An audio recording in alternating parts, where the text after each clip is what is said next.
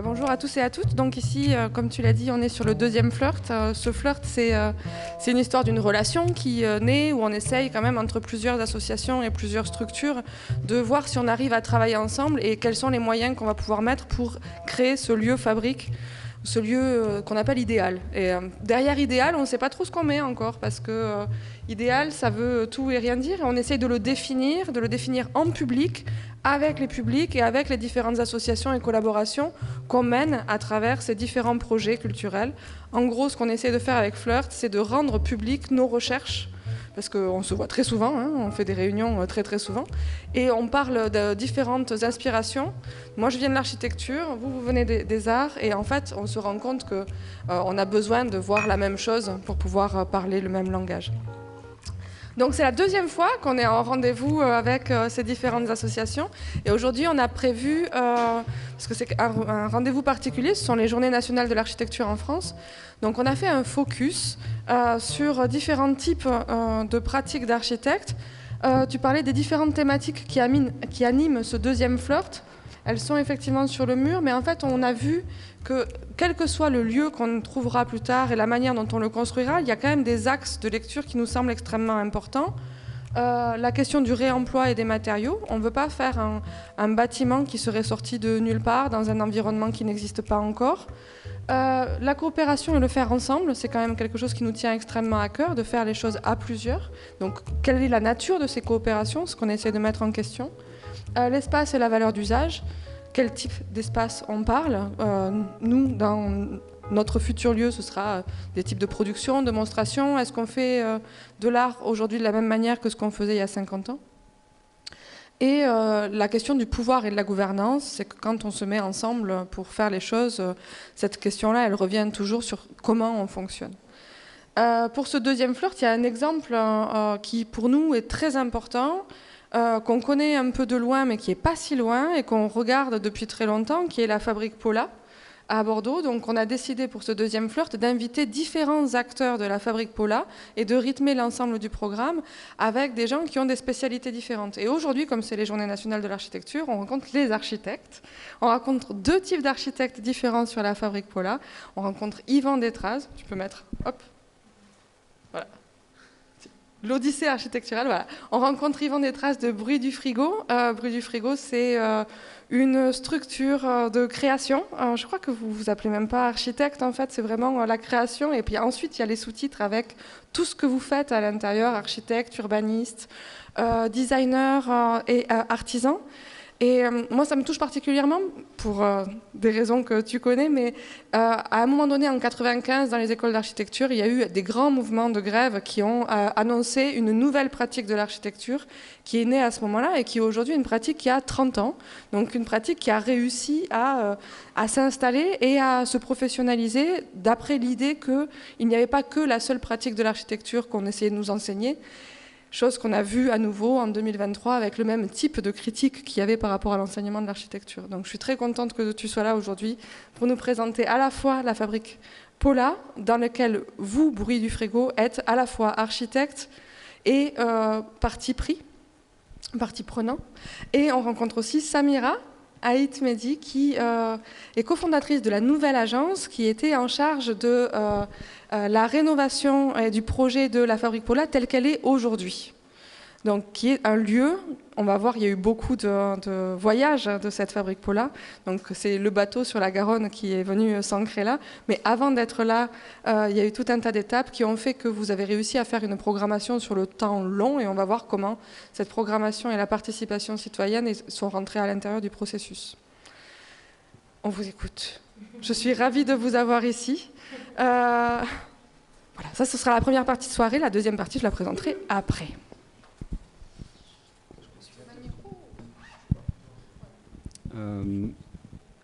Alors, je vais... bonjour tout le monde déjà. Je vais faire un petit... je vais prendre 3-4 minutes pour préciser un peu qui est Bruit du Frigo, parce que je pense que c'est aussi éclairant sur l'histoire de Paula. Bruit du Frigo, comme tu l'as dit, Joanne, est né en 1995 suite à ce mouvement de grève assez massif dans toutes les écoles de France, de remise en question critique de la pédagogie et du rôle de l'architecte dans la société. Et du coup, on a créé, donc ça a pris du temps et ça a été très progressif, mais on a essayé d'ouvrir un chemin un peu nouveau, alternatif au métier classique d'architecte en agence, en essayant de se positionner comme architecte plutôt au service de la société civile, plutôt architecte dans la rue, on pourrait peut-être le résumer ainsi. Et donc on a commencé à mettre en place des actions, des démarches participatives, des démarches artistiques, des démarches collaboratives pour essayer d'impliquer les usagers, les habitants, les acteurs de la cité dans à la fois la pensée, la réflexion, l'action et la transformation des espaces.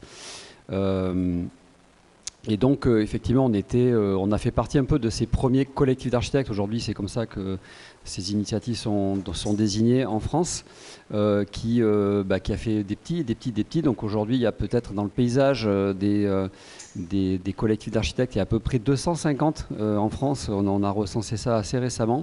On est réunis dans un grand réseau qui s'appelle Superville et qui œuvre à avancer un peu sur ces sujets de faire autrement la ville et l'aménagement de nos espaces quotidiens avec les habitants. Donc là, vous avez quelques exemples de projets qu'on a pu développer à Bordeaux, en France et aussi un peu à l'étranger. Qui se matérialise par notamment tout un travail sur l'occupation de l'espace public, la transformation de l'espace public, comment on peut s'autoriser à agir dessus et à proposer des expériences de vie auprès des citoyens et des habitants qu'on n'a pas forcément l'habitude de vivre. Nous, on considère que l'espace public, c'est un enjeu majeur, sociétal, démocratique, etc. Mais c'est aussi un terrain d'expérience incroyable pour vivre et partager des choses collectivement. Voilà, donc ça c'est un peu l'histoire de Bruit du Frigo, mais qui vient tout de suite impacter aussi et rencontrer l'histoire de Paula. Du coup, je vais switcher, remettre sur la présentation. Du coup, je ne les ai pas fusionnés, je suis désolé. Hop, on est là. Voilà. Donc l'histoire de Paula démarre quelques années après. En 2000, les premières discussions, comme un peu ce que vous êtes en train de faire ici, pour essayer de se regrouper entre structures émergentes, culturelles, artistiques à Bordeaux. Donc on était pour la plupart encore étudiants. La réunion s'est faite autour de deux structures, donc Zebra 3, notamment avec Frédéric Laterrade qui est venu mardi, je crois, ici, déjà parler de Paula. Et puis Bruit du Frigo et notamment Gaby Farage avec qui j'ai créé Bruit du Frigo qui a disparu en 2014 et qui a été, les deux ont été un peu les instigateurs de Paula dans un contexte politique qu'il est important de préciser à l'époque. On est donc milieu des années 90, entre 95 et 2000, on a un nouveau maire à Bordeaux qui arrive après 50 ans de Jacques Chaban-Delmas. On a Alain Juppé qui arrive et qui bouleverse totalement la politique à Bordeaux. Il décide de faire un grand projet urbain pour Bordeaux, donc il en avait peut-être besoin, mais il sacrifie notamment la culture. Il arrête le festival Sigma, qui était un festival mythique hyper important à Bordeaux, qui existait depuis les années 60, 64 je crois. Il diminue le budget considérablement du CAPC, pareil, qui avait un rayonnement aussi national et international, musée d'art contemporain, d'Arc en Rêve qui était le principal centre d'architecture en France. Donc nous on arrive, on commence à créer nos structures et on se dit ça va être dur, ça va être compliqué. La culture c'est plus l'enjeu. Si on veut avoir une chance d'exister, de perdurer dans nos pratiques, il va falloir inventer un autre modèle. Et ce modèle, il va devoir reposer sur la coopération et sur le partage et la mise en commun. Et on se dit aussi que la nouvelle question à Bordeaux, ça devient la question de l'urbanisme, de la ville. Nous, on arrive aussi avec une casquette d'architecte, de tuteur architecte, de gens qui ont un regard sur l'espace public, sur la ville. Et on se dit, il faut qu'on imagine un lieu qui puisse aussi agir sur la ville, qui puisse avoir tisser une relation à l'espace public, être ouvert aux gens, aux passants, et qui ne soit pas uniquement un lieu de travail fermé sur lui-même, et qui du coup devienne vraiment un espace relationnel avec la ville, ancré dans la ville, dans le tissu urbain, dans l'espace public. Voilà, donc on arrive un petit peu avec ce discours-là. Évidemment, ça prend des années à se structurer. Donc, les premières discussions où on se regroupe, c'est 2000. Le premier lieu qu'on occupe vraiment, où on commence à déployer le projet de la Fabrique Paula, c'est 2008. Donc, il se passe 8 ans pendant lesquels on va être dans des espaces plutôt qui vont ressembler à des squats, et où on va faire énormément de recherches et de propositions et d'études de faisabilité gratuites sur plein de lieux de Bordeaux, plein de lieux en friche. Donc on a mis voilà, les 6 lieux, en fait on a occupé 6 lieux depuis 2000 Paula, réellement, et on en a étudié 15 autres. Donc au total 21 lieux sur lesquels on a posé un regard et fait des propositions d'occupation. Donc là vous avez un peu la trajectoire sur les 20 ans, hein, enfin même oui 20 ans, avant d'arriver dans le lieu, le dernier, le 6e en 2019. Donc on voit qu'on est sur un axe, j'avais pas remarqué, sur un axe nord-sud assez... Donc là je vais vous raconter un petit peu l'évolution de ces lieux. Vous allez voir, il y a des vieilles images donc qui montrent un petit peu comment Paula évolue en même temps que les lieux qu'elle occupe. C'est-à-dire que Paula, on a au départ plein d'idées, plein d'intuitions sur ce que ça peut être. Évidemment, on n'a pas les moyens de les déployer, on n'a pas d'aide encore, et puis surtout, on n'a pas forcément les espaces pour ça. Et en fait, Paula va, pendant très longtemps, épouser les espaces qu'elle occupe et inventer les fonctions en fonction des disponibilités, des opportunités spatiales dont on dispose, pour arriver à inverser la tendance en 2019 où finalement c'est le lieu qui va épouser le programme idéal recherché par Paula et qui va être qui aurait mis 18 ans à mûrir et à s'expérimenter. Donc le premier lieu, en fait, c'est pas vraiment un lieu. C'est le premier endroit de recrutement. C'est un vieil immeuble à Bordeaux qui menaçait déjà à l'époque de s'écrouler, où on se retrouve quelques-uns dans à peu près, je dirais, 250 mètres carrés peut-être qu'il y avait, je sais plus, hein, sur 3 niveaux. 1, 2, 3, ouais. Donc avec le bas, le rez-de-chaussée, où on avait déjà l'atelier géré par Zebra 3. Qui aussi pouvait se transformer en café, en bar. Alors, il y a eu aussi quelques expos, mais c'était quand même très très compliqué de faire évoluer l'espace pour changer comme ça sa destination. Et puis à l'étage, on avait les bureaux et aussi quelques ateliers d'artistes. Un petit bébé Paula, tout petit. Mais par exemple, c'est le premier lieu où Alain Juppé, à l'époque, il est venu nous rencontrer ici. Donc on avait un petit peu honte, mais... ouais, mais au final, tu me coupes déjà. Bon voilà, donc là on reste pas mal d'années. C'est pendant cette période-là qu'on va chercher, investiguer plein d'autres endroits de la ville, faire plein de propositions, et tout tombe à l'eau. On a beaucoup de mal à se faire comprendre auprès des collectivités, à faire comprendre qui on est, qu'est-ce qu'on porte comme projet, parce que Paula c'est un lieu pour nous tous, les structures fondatrices, mais c'est aussi un lieu ouvert vers les autres. L'idée c'est, si on pourrait le résumer en une phrase, c'est de dire que Paula, on essaie de bâtir le projet que le lieu que nous on aurait aimé trouver quand on a démarré. Voilà. Donc ça veut dire qu'on a toujours eu le souci de l'accueil des nouveaux, des artistes émergents notamment, et d'offrir aussi l'outil, l'équipement qui permettent d'être dans cette forme d'hospitalité et d'ouverture vers les nouvelles structures émergentes, les nouveaux artistes qui arrivent sur le territoire. Et ça, en fait, cette dimension de commun et cette dimension de service public, quelque part, on a eu beaucoup de mal à la faire comprendre auprès des collectivités. Mais malgré tout, on a eu quelques oreilles attentives à la mairie de Bordeaux et à la métropole, et qui ont un peu œuvré en sous-marin dans ces institutions. Voilà, pour faire avancer le dossier Paula, le faire remonter jusqu'à l'oreille du maire, et puis squeezer aussi les gens qui étaient un peu, opposés, ou en tout cas qui ne faisaient pas avancer le projet. On a occupé un autre espace qui a été pendant un temps notre atelier à nous, Bruit du Frigo, et qui a hébergé Paula un peu en urgence suite au délogement du bâtiment précédent, parce qu'en fait c'était un propriétaire privé qu'à un moment donné nous a mis à la porte. Donc on avait cet espace-là, et là ça a été 2 ans un peu galère dans un super lieu, mais trop petit, où on ne pouvait pas faire grand-chose. Et là, ça va être un moment un peu tournant, un peu charnière, parce qu'on arrive enfin à obtenir le premier lieu.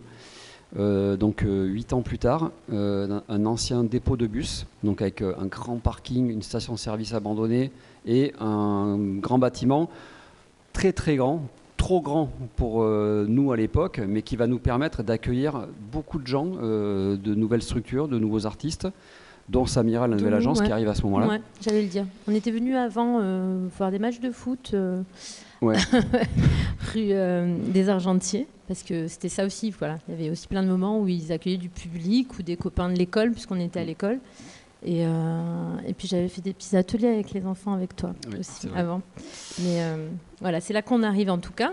Et là, on se dit, là, on a un lieu qui a un jouet incroyable, ce grand espace extérieur qui va nous permettre enfin d'accueillir, créer des événements et d'accueillir du public, ce qu'on n'avait jamais pu faire auparavant.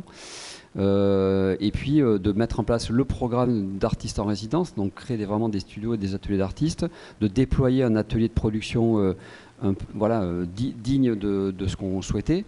De créer aussi une résidence, un lieu de résidence d'habitation pour accueillir des artistes en résidence. Donc on avait quasiment 8 places, 8 lits, ce qu'on a perdu depuis, mais qui était vraiment quelque chose de très précieux. On a perdu les lits, pas les artistes. Ouais, on a perdu on les a retrouvés. Voilà. Mais les lits, c'est pas un endroit où on peut dormir. Des bureaux aussi vachement plus confortables pour exercer nos activités réciproques. Et puis comme une cantine, un premier espace de convivialité qui va être un lieu hyper important aussi pour organiser plein de soirées, pour créer du lien entre les structures, parce qu'on grossit, on fait x2, x3 en termes de quantité, de nombre de structures et d'artistes. Du coup, ça prend du temps aussi à se connaître, à créer des liens, et il faut toujours des lieux comme ça, ce qu'on n'avait pas forcément avant. Et on va dire le seul truc qui va manquer et qui va être quand même un peu pénalisant, c'est d'avoir un vrai lieu d'expo, un vrai lieu de diffusion. Alors, on en faisait, mais vraiment dans le hall, mais c'était pas terrible. Donc voilà, ça c'est l'image de la photo de l'inauguration, où là, donc quand je dis que c'était un tournant, c'est la première fois qu'on a toutes les collectivités qui comprennent enfin le projet Paula, qui le soutiennent. Il y a quand même un investissement pas négligeable de la part des collectivités, de la ville. Je crois que c'est la ville qui a payé les travaux et quelques travaux d'adaptation, de mise en sécurité du bâtiment. Et là, on s'installe, on est bien.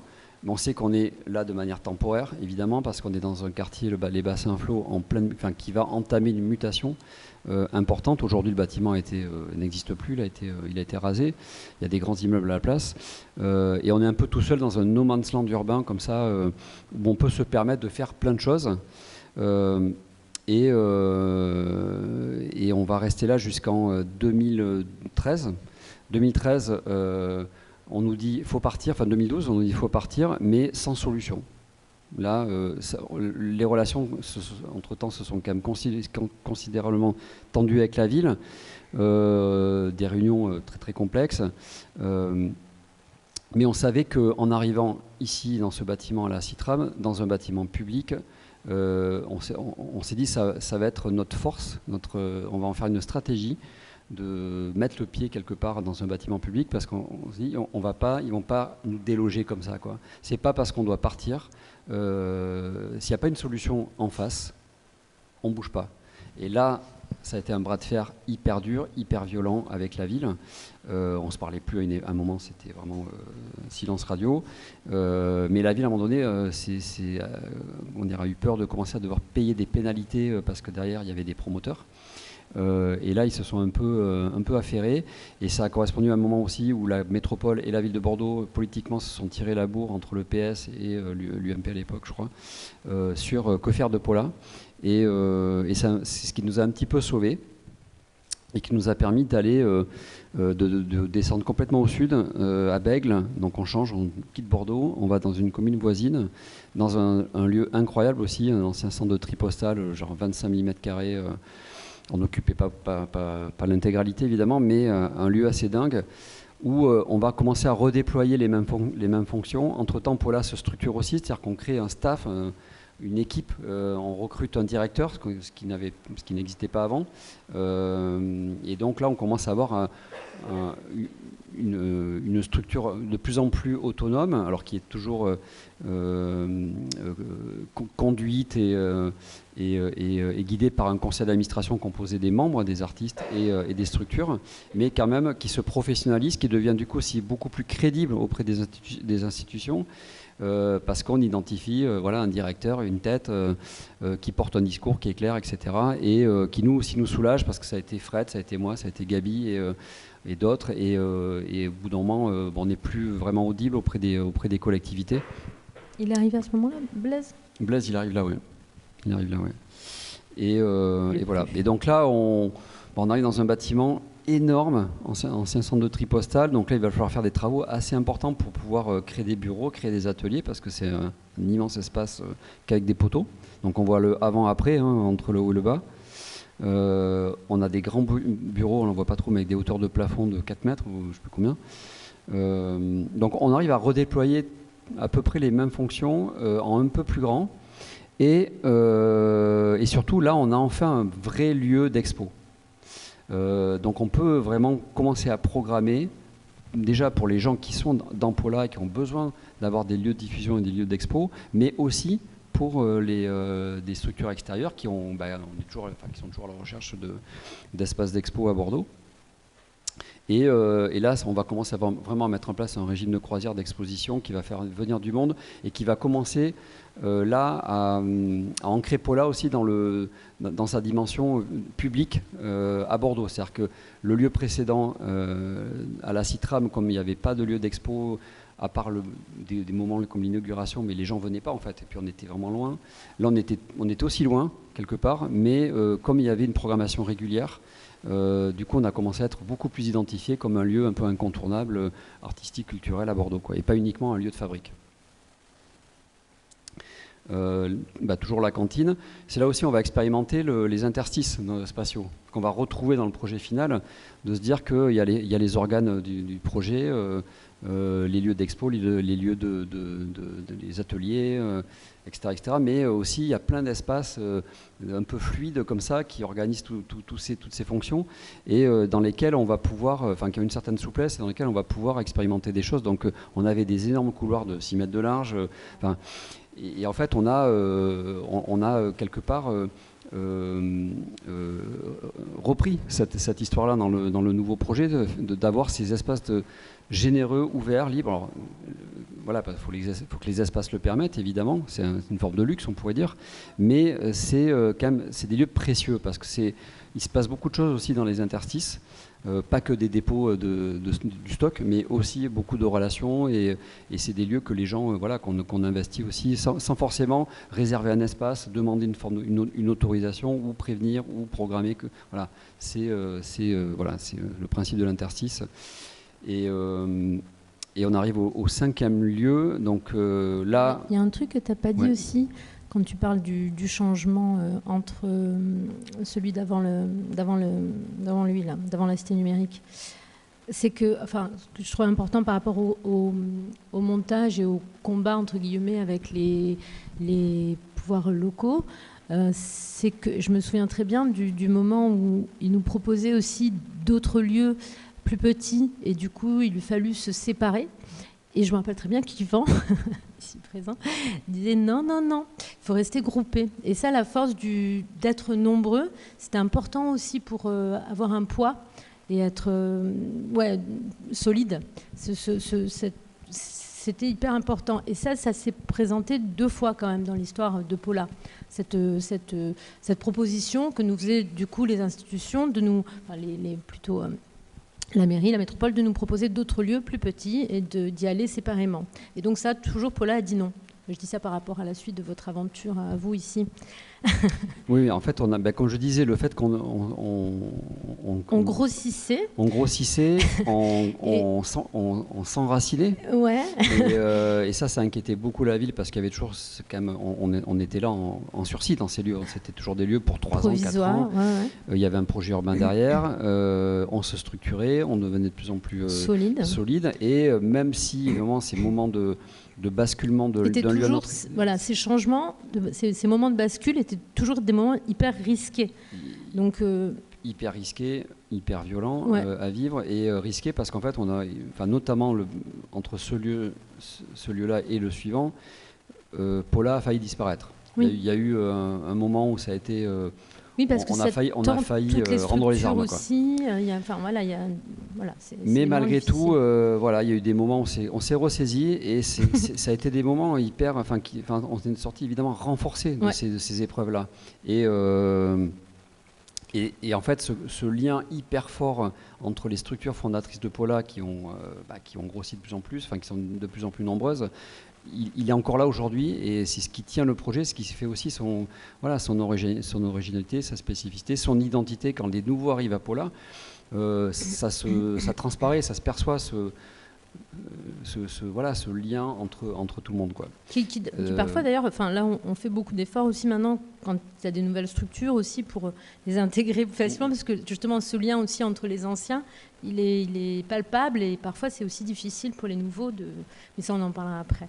Il y a un autre truc que tu n'as pas dit et après je te arrête de te couper la parole, c'est ce rapport spatial et de Paula en tant que personne, somme d'assaut et l'espace, parce que quand on est arrivé aussi à la cité numérique, il y avait énormément de pièces noires et ça a aussi fait, parce qu'à chaque fois finalement tu vois à la Citram il y avait beaucoup de bureaux, donc là il y a des gens de bureaux qui sont arrivés comme nous, les archis, comme d'autres structures, des graphistes, des gens qui bossent dans des bureaux, il y a toujours cet aller-retour et puis là il y avait plein de lieux noirs et du coup on a accueilli aussi des éditeurs et les éditeurs ils sont devenus assez importants aussi dans le groupement de Paula.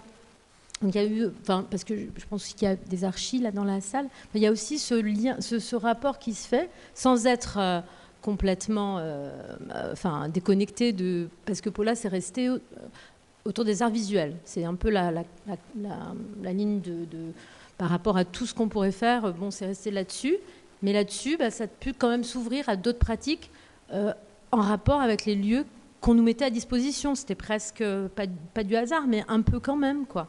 Et il y avait cette souplesse aussi. Oui, parce que, on ne l'a pas précisé, mais on a des chiffres à vous montrer à la fin, un peu pour que vous compreniez ce que représente Paula et qui sont les Paula. Mais effectivement, le spectre des pratiques s'est étoffé au fur et à mesure des lieux. On a toujours été vigilant dans l'accueil des nouveaux, de pouvoir aussi être représentatif de la pratique concrète, réelle, dans le champ des arts visuels. Donc effectivement, tu l'as dit, l'édition, c'était surtout de la BD, c'est d'édition de BD indépendante. Mais on a du design, on a de la photographie, de la vidéo, de l'architecture. C'est de la médiation. On a vraiment dans tous les domaines. Aujourd'hui, on a même aussi un peu de spectacle vivant. Donc là, on sort un peu du domaine des arts visuels. On a un peu dévié. Voilà, un peu, mais c'est super aussi. C'est à cause des couloirs, comme ils sont très grands, vous allez voir, on s'est dit, il y a des gens qui peuvent danser, bouger. Donc on est un peu sorti du art visuel pur. Et donc on quitte, pareil là ça se passe très très mal parce que là c'est l'EPA Euratlantique, on est sur le territoire de l'État, dans un lieu qui va devenir donc ce centre de tri postal, la cité numérique, donc là un énorme projet autour d'accueil de start-up autour du numérique. Donc, qui fait 20 000 m², 25 000 m², c'est un truc mastodonte. On n'a pas été identifié comme tel. Et à une époque, il était question qu'éventuellement on y reste, et puis en fait, ils nous ont... Passé numérique. Non, on est passé numérique. Et donc là, il faut partir. Et là, ça se passe très mal parce que c'est l'État. L'État, ils prennent pas trop de pincettes. Ils nous envoient des lettres de menaces, des mails et des SMS de menaces. Si, mais des trucs avec des insultes et tout. Et ils menacent de venir changer les serrures, enfin vraiment nous évacuer manu militari. Donc là, on remobilise nos réseaux, les politiques, etc. Ce que j'ai pas dit, c'est que c'est quand même une histoire importante. Dès 2006, on se rapproche d'un projet qui s'appelle Darwin, que vous connaissez peut-être à Bordeaux, qui est juste à l'état de projet encore, et qui lorgne sur la caserne Niel, une caserne militaire rive droite, et nous aussi. Ça fait partie des lieux qu'on a étudiés.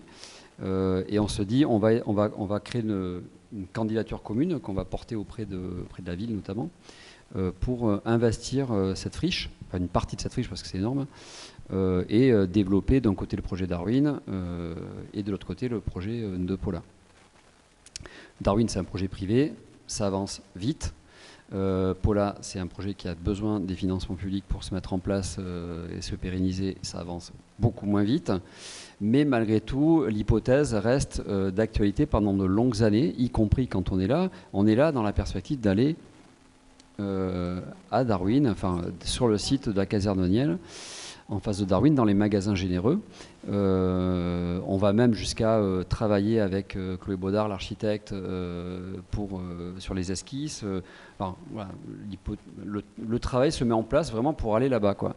Sauf qu'en fait, ça prend un retard de dingue, le projet, et que nous, ici, il faut qu'on parte. Et là, on dit à la ville, on dit à la métropole, à nos partenaires, bah non, en fait, nous, on ne va pas aller n'importe où s'il n'y a pas un point de chute crédible et fiable. Parce que Darwin, ça se repoussait dans le temps et ça prenait 2 ans, 3 ans de plus, et qu'il fallait qu'on se retrouve dans la nature en 3 ans, dispersés pour se retrouver après. Donc c'était la mort de Paula. Et donc voilà, donc là ça a été pareil, un gros bras de fer. Finalement, pour qu'on sorte du chapeau, le lieu où on est aujourd'hui, et dans mes souvenirs, c'est Olivier Crouzel qui m'en parle. Qui me dit, il y a ce truc là, Pargade, ce bâtiment à côté de Darwin, et donc en réunion à la mairie, un peu réunion de crise à la mairie, je sors cette hypothèse là, j'en parle, et puis on me dit non mais ça c'est le maire, c'est une verrue, il veut pas entendre parler, on va le raser, de toute façon c'est le parc aux Angéliques, le bord de la Garonne, il est hors de question qu'on aille là-bas. Donc ok, bon bah vous avez d'autres idées, d'autres hypothèses, parce que nous on a tout épuisé, hein. Non, on n'a pas. Donc, et au final, ils reviennent vers nous pour nous dire bon, on va peut-être quand même étudier cette hypothèse de Pargade. Là, on fait. C'est vous qui faites un chiffrage, je crois, pour dire que ça va coûter très cher. Non, ce qui allait coûter très cher, enfin qu'ils ont compris que ça allait coûter un peu plus cher que notre chiffrage, c'est quand ils ont vu l'esquisse. Donc c'est plus tard, mais à ce moment-là, hein. Ouais, mais à ce moment-là, la première FESA, elle était pas très chère. On était quand même. Ouais, mais quand même, elle était suffisamment chère pour qu'ils disent non, mais on va pas mettre pour 3 ans, genre 600 000 €, un truc comme ça. Oui, c'est ça. Dans une occupation temporaire pour 3 ans, sachant qu'après ils vont aller à Darwin où on investit 2 millions, 3 millions. Oui, d'accord. Et donc là, ils se disent l'hypothèse de faire un projet pérenne dans ce bâtiment. Du coup fait son chemin et puis c'est ce qui est finalement validé par le maire, par Juppé à l'époque, en disant Paula s'installe de manière définitive dans le bâtiment Pargade, là où on est actuellement, et on abandonne définitivement l'hypothèse d'aller dans les magasins généreux à Darwin. Voilà. Sauf que on doit toujours quand même dégager de là où on est. Et là, ils sortent, ils arrivent à trouver ce lieu qui est un ancien collège près de la gare. Donc on va occuper une partie de Paula pendant 3 ans, le temps de faire les travaux, 2 ans ou 3 ans, le temps de faire les travaux à Pargade. La nouvelle agence va s'installer dans le hangar tout pourri de Pargade avec Zebra 3. Donc en fait là, Paula est splittée en deux. Ça a été un moment un peu dur quand même. aussi à vivre. Pour nous surtout. Pour vous, vous surtout, étiez tous ensemble, nous on était juste avec ses bras. Ouais. Mais dans un espace qui était totalement inadapté, on n'avait plus d'expo. Enfin, c'était un peu du camping. C'était pas terrible quand même ce lieu-là. Bon, malgré tout, on a fait plein de fêtes dans la cantine du collège. Le Noël de Paula. J'ai mis cette photo parce que c'est un moment hyper important dans notre vie dans nos traditions. Dans nos traditions. D'ailleurs, le pull de Julien. Oui. Et donc voilà, on arrive 2019, alors vous avant, donc je l'ai dit, et tout le reste, une fois que les travaux sont terminés, la première tranche en tout cas, toute la troupe rejoint Zebra 3 et la nouvelle agence au disquet de Brazza à Pargade. Alors, oui, donc du coup je reprends, vas-y si tu veux à la page d'après. Ouais, on a fait plus simple, ouais. Voilà, donc bon, ça c'est finalement, ça tu peux passer, c'est Paula en même temps, si ça c'est, voilà, ça c'est celle d'avant, c'est Paula à l'arrivée, enfin quand on est arrivé là, avec pas tout le monde quand même, c'est une petite photo de chantier juste, et puis ça c'est aujourd'hui, ouais, et encore, il n'y a pas tout le monde, ouais. Donc ça je vais passer parce que Yvan vient de le faire, en fait, ça explique qu'est-ce qui compose la fabrique Paula comme activité. Donc tout ce qu'on vous disait autour des arts visuels, de la médiation, archi, artistes, production d'art contemporain, exposition, médiation, formation aussi. Je vais y revenir. Donc là, ça reprenait l'histoire du parcours et des transformations un peu de l'évolution de Paula au niveau habitant en rapport avec les lieux qu'on a pu occuper. Donc ça, on vous en a parlé. Là, ce sont des photos, vous retrouvez les lieux dont Yvan a parlé. Et là, on arrive à Pargade, donc, ce grand entrepôt sur les quais. Donc, il y a cette coque, le quai de... Donc là, je vais vous parler un petit peu vraiment du projet d'Archi, en rapport à son contexte, au programme, etc. Et puis, je vais vous parler aussi du travail de concertation qu'on a fait avec les habitants de Paula, donc parce qu'on s'appelle des habitants quand on habite à Paula, donc, et parce que bon, on y habite un peu, comme tout le monde dans son travail, quoi. On y passe 3/4 de notre temps. Et après, oui, donc je vais vous raconter ça. Et mince, ça m'a fait penser à un truc, mais je sais plus ce que c'est. Ouais, la Garonne, Archi, le programme. Les habitants, ça va me revenir. Ouais, non, c'est pas grave. Et donc voilà, donc on a ce grand entrepôt qui existe. Donc ça va être une réhabilitation. Les quais à Bordeaux. Les quais à Bordeaux, c'est alors je connais pas bien Toulouse, mais je sais que c'est très différent en tout cas. Et nous, à Bordeaux, on a vraiment une occupation de la rive gauche, qui est la ville historique, 18e, classée au patrimoine, etc. Un très bel ensemble, très bien constitué, de pierre. Et puis la rive droite, c'est vraiment la rive nature, hyper molle, quoi, même qui finit dans l'eau, alors que le quai rive gauche, il est bâti, il est industriel aussi, historique. Oui, j'y venais, sur la rive droite. Oui. Donc la rive droite, molle, nature, avec ponctuellement des quais, parce qu'il y a des industries sur la rive droite essentiellement, et quelques quartiers ouvriers. Voilà, donc il y a vraiment une séparation à Bordeaux, rive gauche, rive droite, qui est radicale. Et donc la rive droite, jusqu'à récemment, c'était un territoire où on allait... très peu, ou en mode presque un peu sauvage. Il y avait quelques friches, il y avait des endroits comme chez Alric où quand on allait une fois, on ne savait pas y retourner la deuxième fois parce que c'était très compliqué, le chemin et tout. Ça paraît fou. Oui, c'était une guinguette qui était sur la Garonne, et qui est toujours d'ailleurs. Mais vraiment, c'était un peu la jungle, la rive droite. Hein. Et donc, quand on est là en 2016, quand on va visiter l'entrepôt, c'est un ancien entrepôt de peinture, même si en réalité, l'entreprise Pargad n'occupait pas la totalité de l'entrepôt, mais elle avait écrit dessus Pargad. C'est pour ça que j'ai pas de photo du truc. Mais en tout cas, c'est ça. C'est une boîte métallique, blanche, en bardage blanc, une structure en acier. Voilà, une coque très fermée, avec néanmoins quelques grandes portes coulissantes, puisque ce sont des ateliers, des zones de stockage, en fait. Et puis une partie de bureaux qui existe, puisque ce sont des ateliers, donc il y a des bungalows un peu qui font bureau. Et c'est là que, en attendant le reste de Paula, nous on va s'installer avec Zebra, qui ont un atelier de production d'art contemporain avec des outils, tout ça. Et donc on a compris qu'on était obligé, on ne pouvait pas faire les travaux deux fois. Et puis Zebra ne pouvait pas travailler dans le collège Fieffé. Donc ça a fait qu'on est parti en avant du reste de la troupe pour équiper, pour permettre à Zebra de continuer son activité. Et puis à nous d'être sur place pour préparer pour diriger le chantier et préparer le projet sur place. C'est vrai qu'on aurait pu le faire à Fieffé, mais on aurait fait beaucoup d'allers-retours, quoi. Ouais, c'est vrai. Donc on a mené pendant... n'hésite pas à m'interrompre, Yvan, si tu as d'ajouter un mot. Voilà, donc on a mené pendant quelques mois un travail de concertation avec tous les habitants.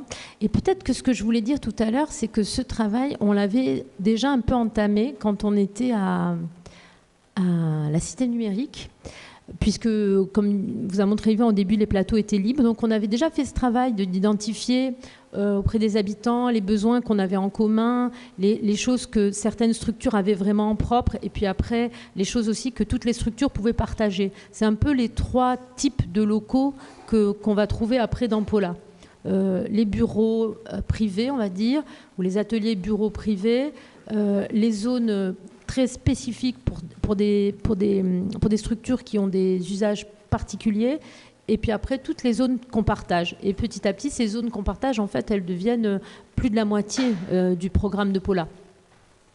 Et donc, au départ, en tout cas, quant à l'esprit des lieux, voilà, l'écriture même un peu du projet qu'on allait faire, parce que jusqu'à présent, on arrivait dans des lieux qui existaient déjà, quoi. On allait habiter dans des maisons déjà faites. Là, on va faire notre propre maison. Donc il y a ce travail que font les archis qui bossent aussi avec des particuliers. Là, finalement, on était avec des particuliers dont on faisait partie, certes, mais bon, on travaillait quand même surtout pour tout le monde, quoi, pour tous les habitants. Donc il y avait aussi à préparer comme ça en amont l'esprit de ce qu'on allait faire, dans quoi les gens se retrouvaient. Pour nous, on avait besoin aussi, donc parce que nous, je ne l'ai pas dit, donc on est archi, donc on est une petite agence en fait, et on a rejoint Paula au moment de la CITRAM, parce qu'on était proche aussi de différentes personnes de Paula, dont Yvan, Fred, et aussi parce qu'on accompagnait des artistes dans notre activité initiale. Avant même d'intégrer Paula, on avait accompagné plusieurs amis artistes pour des pièces où ils avaient besoin d'architectes dans l'espace public. Donc c'est pour ça aussi, il y avait l'amitié qui était importante, mais il y avait aussi notre activité qui faisait qu'il y avait un sens au fait qu'on soit là avec toute cette équipe, et les artistes qui étaient là pouvaient avoir besoin de nous. Enfin, c'était assez naturel. Et donc, quand on arrive là-bas, on fait ce travail, parce qu'on a beau les connaître, on sait aussi qu'ils ont une richesse, parce que finalement, on est quand même entouré de plasticiens, que de personnes qui ont un avis sur l'esthétique, quoi. Et ce qui va se passer, que moi je dis à chaque fois, j'ai l'impression, mais bon, vous, c'est la première fois que vous me voyez, donc ça va. Mais je le dis à chaque fois, c'est que ce qui est dingue par rapport à quand on bosse pour d'autres gens, c'est que ce sont les seules personnes, alors qu'ils sont tous ou archis ou artistes, enfin, ils ont tous un avis sur les couleurs, les formes et tout, qui ne nous ont rien demandé ou repris qui ne se sont jamais permis en fait de nous dire vous pourriez faire comme ci ou comme ça. Ils ne le formulaient pas comme ça, on travaillait vraiment ensemble. Donc ça, c'est assez remarquable, je trouve, parce que les gens qui sont de la partie, mais un peu comme quand on bosse avec des collègues d'ailleurs aussi, ou des confrères archi, finalement, on est hyper, on est hyper attentif à faire en sorte que l'autre comprenne ce qu'on veut dire, et puis nous aussi. Enfin, c'est intéressant aussi de savoir ça, qu'on peut se dire que c'est difficile de bosser avec 100 artistes, parce que je dis artistes pour simplifier, mais finalement beaucoup moins qu'avec 2 promoteurs, par exemple. C'était beaucoup plus facile même, hein, pas juste plaisant. Simple, quoi. Ça a été très simple hein, pour nous. Hein. Je n'ai pas souvent l'occasion de te le dire. Voilà. Donc on a fait ce travail. Donc là, je vous ai mis quelques documents comme ça que Vanessa a remonté derrière nous, qui bosse auprès de Paula. C'était vraiment un travail de Paula en fait qu'on faisait ensemble. Qui était, là par exemple, je lis les façades, à l'intérieur, la terrasse, la question des vélos. Là l'objet de la réunion, c'était les références et les inspirations. Donc il y avait les bateaux de croisière, les sturgeons. Ça, c'était une idée de Frédéric Laterrade. Travailler sur les écailles, les reflets, des matières. Voilà, on échangeait comme ça depuis là, quoi. C'est-à-dire depuis les intuitions au départ qu'ont les archis en général plus ou moins seuls sur un site. On est au bord de la Garonne. Donc il y a des choses qui circulent entre nous. Voilà, donc on partage aussi avec eux les premières questions un peu de dimensionnement, aussi pour que eux qui ne sont néanmoins pas architectes aient aussi une idée de la surface qu'on va occuper, des besoins de chacun. On vient aussi à ces réunions avec des supports pour que les non-archis aussi comprennent les enjeux qui sont les nôtres dans ce volume qui préexiste. Parce que je disais, d'habitude on arrive quelque part, il y a tout qui est fait, on s'arrange avec ce qui est fait. Là il y avait quand même la coque. Mais j'y reviendrai, il y avait quand même cette enveloppe qui nous donnait une structure au départ. Donc voilà le quai dont je vous parlais tout à l'heure. Donc nous on est sur le côté là, celui-là là-bas, là, parce que je connais pas bien ma droite et ma gauche, moi j'ai un problème. Voilà. Donc là, à cette époque-là, vous voyez l'ensemble qui n'a pas changé, rive gauche et rive droite. Donc on voit, ce sont des usines. Alors à l'époque, encore un peu en dur, et puis par la suite, ça va se moderniser et devenir plutôt des entrepôts métal, quoi. Avec quelques vestiges, comme vous avez vu tout à l'heure, les grands moulins, il y a encore quelques ouvrages de la fin du 19e, mais la plupart ont été quand même remplacés au fur et à mesure par d'autres types de locaux industriels. Et justement, à propos des grands moulins, nous, là, la fabrique Paula, si tu peux nous la montrer, camarade. D'habitude, elle est en rouge, mais là, elle est restée. Voilà, elle est là. Et elle est en fait sur un moment du quai qui est en dur, qui est un peu surélevé. On est sur une petite butte parce qu'elle possède... Enfin, ce quai-là, c'était le quai de chargement des grands moulins de Paris que vous voyez tout à l'heure sur la photo, qui sont derrière. Tu peux les montrer aussi si tu veux bien te lever, Yvan. Voilà, donc c'est plein d'images et de dessins qu'on fait pour représenter le projet. Donc là, on a l'entrepôt dans sa totalité. Et nous, au départ, on travaille sur les 2/3 du bâtiment. Donc là, la présentation que je vais vous faire aussi, vous verrez, il y a 2 temps. Il y a ce premier temps qui est de la première réhab qu'on livre en 2019.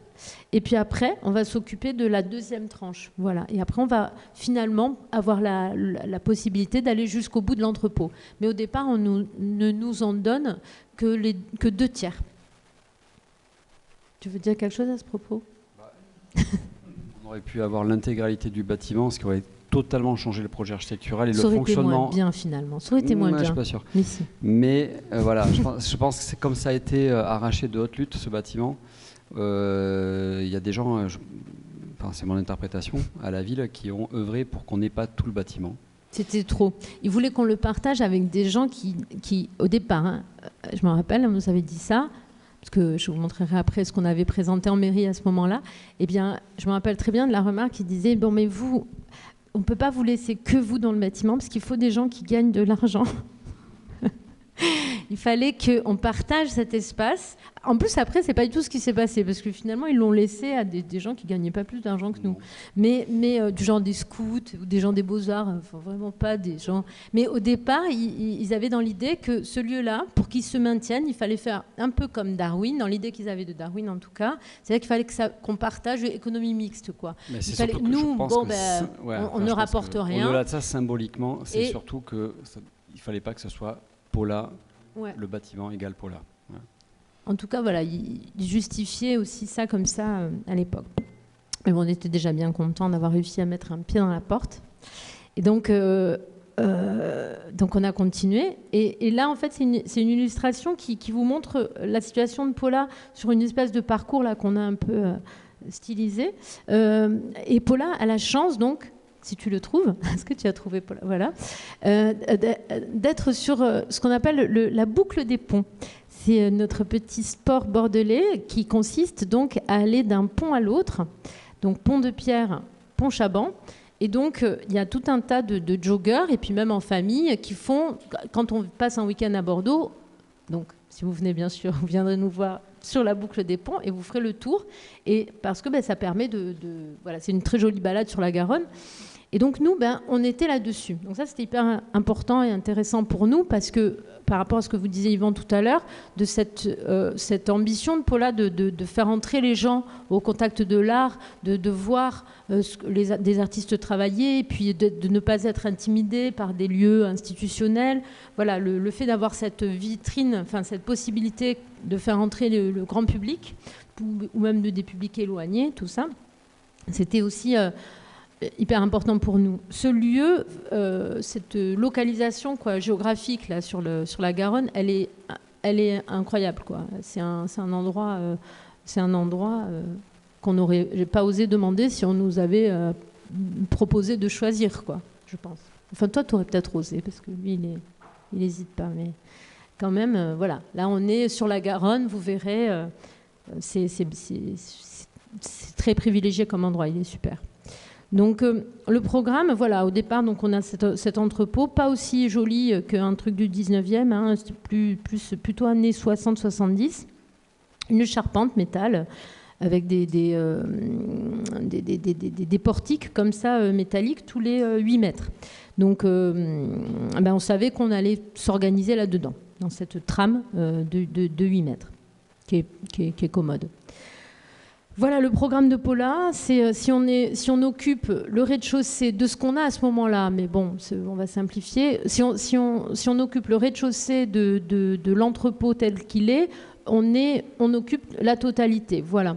Évidemment, on ne va pas faire ça, donc on réfléchit avec l'idée de cette situation qui nous met entre la Garonne et la rue. Donc, un genre de rue, une rue piétonne, mais une rue quand même, un passage public. Donc, on décide de travailler comme ça avec toute la façade Garonne qui va être occupée et ouverte et occupée par des bureaux. Et puis, d'aller vers la rue par un système de peigne qui va reprendre la figure de l'atelier d'artiste. Voilà, le système de peigne, merci. Et qui va reprendre la figure de l'atelier d'artiste ou de l'atelier d'artisan, qui nous a semblé assez judicieuse à cet endroit-là, parce que c'était l'idée de travailler sur place. Voilà, on vit, on travaille sur place et on montre ce qu'on fait aussi là où on le fait, ce qui est vraiment le propre de l'atelier d'artiste et de l'atelier d'artisan aussi. Donc ça fonctionnait, et puis il s'avère qu'en plus, pour le coup, c'était déjà un peu comme ça quand on est arrivé avec... donc on savait que c'était... Enfin, je sais pas, il y avait un... vous avez compris, quoi. Et puis, il y a ce contexte que vous allez voir qui est quand même assez cool. Et puis donc, en entrant dans la nature des locaux dont on a besoin, c'est ce que je vous disais tout à l'heure, donc on se rend compte qu'il va y avoir, et au fur et à mesure ça va s'accentuer, de plus en plus de lieux qu'on peut partager, dont on n'a pas besoin en permanence, quoi, et donc qu'on peut partager. Et puis des lieux privés uniques, propres à chaque structure, et puis ces petits lieux spécifiques. Alors ces petits lieux spécifiques, en fait, c'est le labo photo pour l'association qui s'appelle le Labo Photo, qui a eu la bonne idée de s'appeler comme ça, et qui est une des premières assos d'ailleurs avec BDF quand ils étaient à Passe-Muraille, merci. Donc, qui ont un vrai labo photo argentique. C'est un atelier de sérigraphie pour l'insoleuse qui ont des outils propres à la sérigraphie. Ça va être la gravure pour une structure qui fait de la gravure. Donc ça, ce sont des équipements en plus de leur bureau, si vous voulez. Il y a toujours une partie bureau, mais après, il y a des petites zones d'équipement particulières parce qu'eux, ils font ça et il n'y a qu'eux qui le font dans Paula. Alors qu'il y a d'autres endroits qui vont être partagés par plusieurs structures de Paula, qui vont être aussi en dehors des bureaux, mais partagés. Donc voilà, donc là on commence aussi à chercher, à modéliser et à imaginer ce que pourraient être ces lieux. Et donc on s'oriente vers ça. Et vous allez voir, à la fin, ça y ressemble beaucoup. Donc on s'oriente vers ça, voilà. Donc là, j'avance un peu. Ce sont des différentes sources d'inspiration et on est toujours sur la première phase. Et ici, on voit ce séquençage-là existant et dans lequel on s'inscrit avec, pour Paula, donc cette logique de programmatique qui va dire, en fait, le bâtiment, il est assez simplement fichu avec une zone d'expo, une zone de formation, une zone de création. Et puis la production d'art contemporain. À ce moment-là, on est sur 4 séquences. Donc on a 4 grandes portes côté Garonne, côté Brazza. On dit Brazza parce que c'est le quai de Brazza. Donc côté Brazza, on va avoir les 4 grandes portes qui correspondent à ces 4 séquences de métiers, quoi, des métiers de Paula, quoi. Et puis côté Garonne, là on est plus largement ouvert. Donc là, c'est la fin de la première phase. Là, c'est des photos de l'époque première phase. Ça n'a pas trop changé. Voilà, c'est comme ça. Je pourrais y revenir. Et puis là, on va passer à l'extension. Donc ce qu'on appelle l'extension, mais qui évidemment consiste pas à sortir du bâtiment, parce qu'on n'a pas le droit. En fait, on est quand même dans une zone où on ne peut pas construire à côté de Paula. On doit travailler dans l'enveloppe disponible. L'enveloppe, elle fait 30 mètres par 120 mètres de long, le bâtiment dans sa totalité. Là, à ce moment-là, on était sur les 80 premiers mètres, ou 75 premiers, et là, on va aller aux 120, jusqu'au bout. Et alors moi, ce que j'ai aimé à ce moment-là, ce qui n'aurait pas été le cas si jamais on avait eu tout du premier coup, c'est qu'on avait comment on appelle ça, ce retour d'expérience, quoi, sur la première phase. Parce que tous les gens qui étaient là continueraient d'être là, et puis on allait en accueillir d'autres. Mais on avait déjà vécu 4 ans et quelques dans l'ancien, ce qu'on appelle l'ancien Paula maintenant, puisque cette partie-là, on vient de la livrer, elle vient d'être inaugurée là. Donc, ce qui a été chouette dans les nouvelles réunions de concertation qu'on a pu faire à partir de là, c'est qu'on avait l'expérience des précédents locaux. Donc on savait ce qui fonctionnait bien, ce qui fonctionnait moins bien, de quoi on avait besoin en complément. Parce que là, on allait avoir un tiers de plus de surface, même un peu plus. Et donc, c'est idéal aussi, ce qui est le mot du jour, idéal. J'ai remarqué, vous avez pas mal utilisé. C'est vrai que là, après avoir fait notre premier programme idéal, on allait se faire l'extension idéale, quoi. C'est-à-dire, qu'est-ce qu'il a manqué, voilà, qu'est-ce qu'on peut faire de mieux. C'est top, même en tant qu'archi, c'est vraiment rare d'avoir la possibilité de revenir sur ton ouvrage pour l'améliorer, quoi. Ça, c'est cool. Et surtout, et avec ton client qui est là derrière toi, oui, vas-y. Oui, t'as raison, tu peux le faire. Donc ça, c'est très sympa. Donc là, dans les ateliers de concertation de cette phase, on est moins sur la définition des besoins, etc., même si ça y est toujours, puisqu'il y a des besoins qui ne sont pas satisfaits dans la première phase. Mais on est aussi dans les possibilités spatiales que nous offre, puisque maintenant tout le monde connaît, parce qu'on est parti du principe qu'on allait quand même continuer dans l'écriture du début.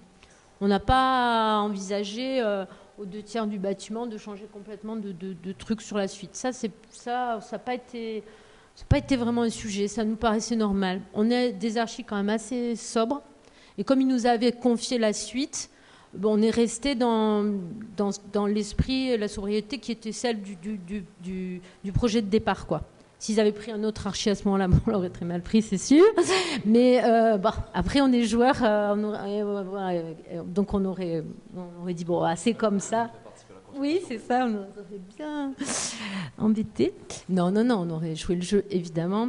Mais ils n'ont pas fait ça. Donc, du coup, nous, on a continué comme on avait commencé, sauf qu'on a continué de leur demander leur avis. Donc, on a fait différents scénarios d'occupation avec une évolution du programme. Et là, vous voyez, ce sont des dessins des habitants qui viennent d'un atelier sur l'autre en ayant pris le plan. Ils avaient progressé depuis les 5 ans d'avant, c'était un peu archi aussi.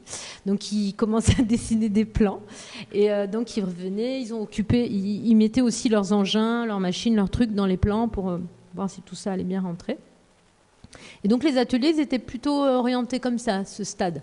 Puisqu'on avait un support, les gens comprenaient mieux. Au départ, on est dans un truc... On ne sait pas ce qu'on va faire. Là, on est dans quelque chose, on continue. Donc, c'est très différent quand même. Et donc, il y a des choses qui sont apparues comme ça, des besoins, comme une halle d'essai, par exemple. Ça, c'est un truc qu'on n'avait pas dans l'autre truc, dans la première partie, et dont nous, archi, on n'aurait pas eu l'idée. C'est de faire un endroit pour s'entraîner pour les expos qui vont avoir lieu à l'autre bout. Avant de présenter au public, les artistes, ils avaient besoin de pouvoir tester leurs accrochages, leurs projections, leur volume. Donc, et d'un endroit isolé du public, finalement. Donc, voilà le genre de truc. Il y avait cette histoire aussi de transparence du bâtiment, parce que finalement, dans ce qu'on avait fait au début, même si nous, on voulait que les gens traversent, il n'y avait pas finalement d'endroit où ils passaient, où on voyait depuis le quai la Garonne. Notre bâtiment, il est quand même très long, et donc voilà, il y avait ce mur un peu, malgré les portiques qu'on a développés pour signifier l'entrée et tout. Bon, il n'y avait pas. Donc, il y a eu aussi cette idée d'une halle, d'un endroit, voilà. Donc, ça, c'est le début de la halle d'essai, par exemple. Et puis, bon, ça, c'est le premier Paula, avec les 4 pôles dont je vous parlais tout à l'heure. Et ça, c'est l'extension de Paula, où on se rend compte que dans le Paula actuel, enfin, dans le Paula d'avant, les zones de formation, les endroits qu'on met à disposition du public pour venir faire des ateliers dans Paula, ou bien avec des structures de Paula, ou bien en autonomie totale, ces endroits-là, on n'en avait pas assez. On s'est rendu compte de ça. On s'est rendu compte que les ateliers d'artistes qu'on avait fait au début, et comme à l'époque, les ateliers d'artistes étaient temporaires, alors que les structures étaient à demeure, en fait, comment ça s'appelle, les statuts de Paula évoluent. On intègre aussi des artistes à demeure, donc on réfléchit aussi à avoir des ateliers sur la façade Garonne, avec de la lumière naturelle, parce qu'ils trouvaient qu'ils n'avaient pas assez de lumière. Moi, à l'époque, je trouvais qu'ils étaient vraiment exigeants, mais maintenant, je comprends quand même la différence. Vous allez voir, puisqu'à l'époque, c'est vrai que leurs ateliers n'étaient pas aussi bien que ceux de maintenant. Et donc, on a travaillé comme ça, et finalement, l'extension, elle est essentiellement dédiée aux ateliers d'artistes, en fait, complètement d'ailleurs. Et l'atelier de Zebra, qui se trouvait à la fin de la partie existante qu'on avait avant, lui, il est allé se mettre tout au bout au pignon, on l'a déplacé. Et voilà, donc là on occupe la totalité de l'entrepôt. Donc là ce sont juste quelques schémas qui vous montrent vert occupation permanente, bleu occupation temporaire, blanc principe de fonctionnement intérieur, oui, vous verrez après. Et voilà comment on s'étend assez simplement, avec aussi la possibilité dans cette nouvelle partie d'explorer des configurations spatiales un peu différentes. Il y a des choses qu'on a prolongées simplement dans la continuité, on a fait la même chose, et puis il y a quelques espaces qui n'existaient pas du tout avant.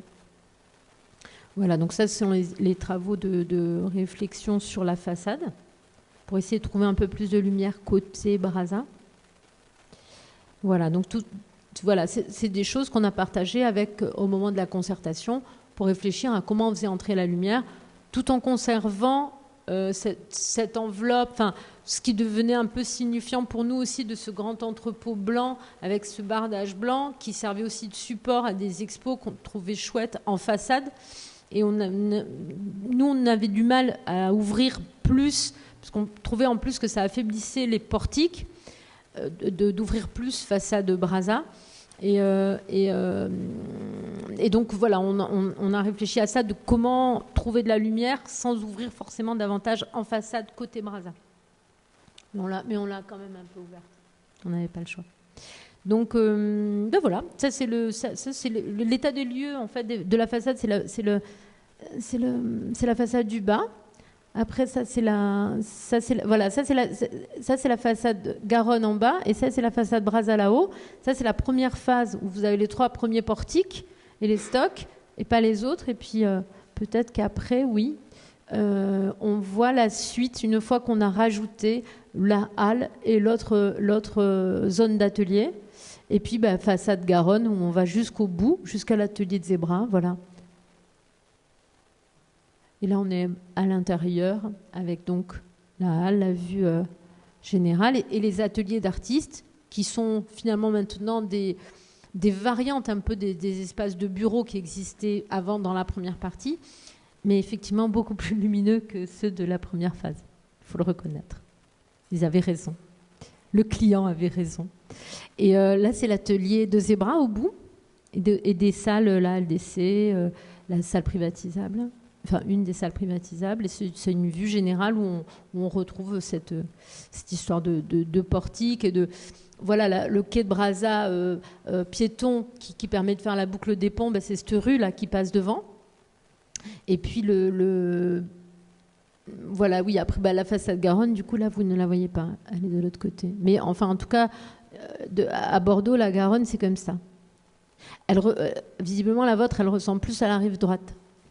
Enfin, d'après ce qu'on m'a dit. Je ne suis pas allée, mais... Je vais aller voir tout à l'heure. Et demain. Voilà, donc ça, c'était aussi des refs, puisqu'il y a le bardage, on nous a pensé à ça. Voilà, je crois que j'ai fini. Ah oui, et du coup, tu reprends sur les chiffres.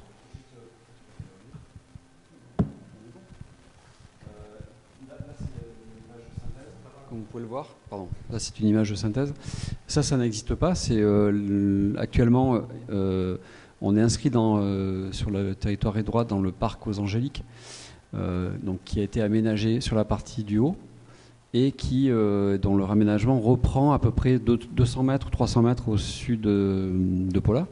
Et donc on a toute cette zone qui est un peu encore en friche, et ça fait partie un peu des prochains chantiers de Paula qu'on propose à la ville et à la métropole, c'est-à-dire de faire en sorte que notre présence Paula puisse orienter et teinter le projet de parc, d'extension du parc, enfin de jonction plutôt du parc sur cette partie-là.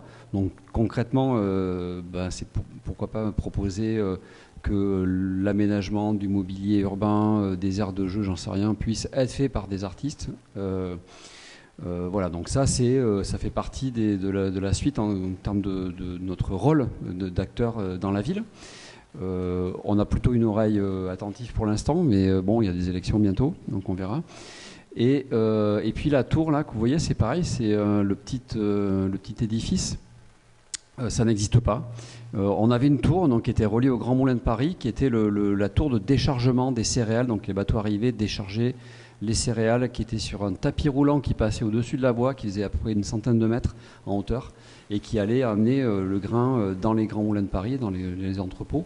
Et après, ça partait en farine par camion ou par train. On a dû démolir cette tour, qui était un vrai signal, parce qu'on avait marqué Paula en gros dessus, on nous voyait de partout, de la rive gauche notamment. Et là, on a perdu un peu ce repère, ce totem. Et donc, on a proposé de la reconstruire, mais en version belvédère, donc plutôt tour d'observation avec 3 niveaux, une tour en bois, et avec un dispositif de brumisation pour créer donc on appelle ça la tour d'eau, pour faire écho notamment au miroir d'eau qu'on a pas très loin. Et donc voilà, on a été lauréat d'un budget participatif lancé par Bordeaux Métropole, qui s'appelle Bordeaux Métropole Rafraîchissante. Et normalement, elle devrait voir le jour l'été prochain, si on arrive à passer l'étape du permis. Voilà.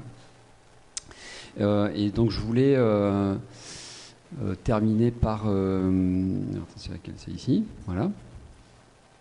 Par quelques chiffres pour un peu se représenter la réalité de ce qu'est Paula. Donc tu l'as dit, 6 000 m². Alors, je ne suis pas très sûr du nombre de bureaux et d'ateliers, mais c'est à peu près ça, 22 bureaux. Donc on a des bureaux qui sont de 10 à 60 m².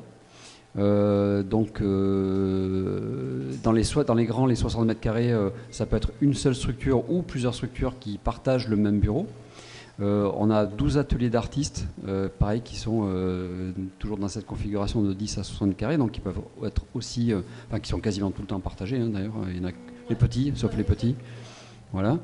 L'atelier de Zebra 3 de construction, donc bois, métal, peinture, voilà, un peu tous les, avec une découpe numérique, une CNC, donc qui fait 500 m² à peu près. Très bel atelier. Un atelier de céramique, donc ça qui est une fonction nouvelle parce qu'on a beaucoup de gens, beaucoup d'artistes qui travaillent autour de la céramique, qui ont rejoint Paula récemment. Voilà.